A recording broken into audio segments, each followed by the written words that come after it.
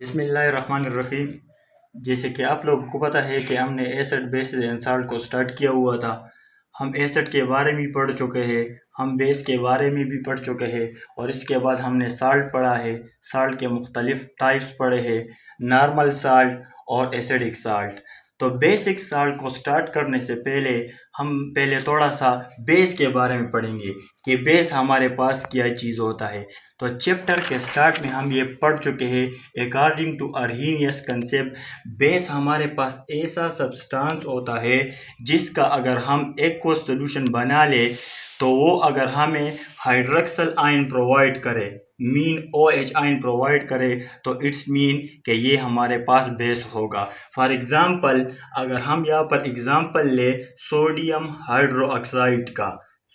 Hydroxide का, हम ये कहते हैं कि ये हमारे पास एक बेस है।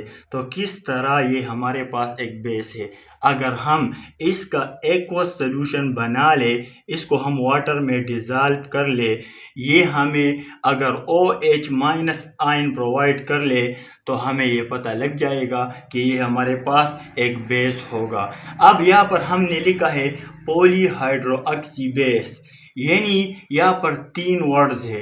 एक हमारे पास है पॉली, दूसरा हमारे पास है हाइड्रोक्सी और तीसरा हमारे पास है बेस। तो पॉली का मतलब क्या होता है? पॉली का मतलब होता है मैनी।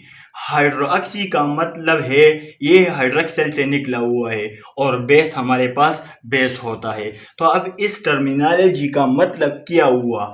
ऐसा बेस जिसमें एक से ज़्यादा OH ग्रुप मौजूद हो तो इसको हम पॉलीहाइड्रोक्सी बेस कहते हैं। फॉर एग्ज़ाम्पल हमारे पास कैल्शियम ऑक्साइड है, कैल्शियम हाइड्रोक्साइड, तो ये अब हमारे पास पॉलीहाइड्रोक्सी बेस है।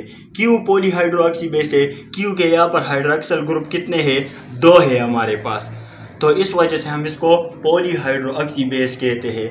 दूसरा एग्जांपल अगर हम ले ले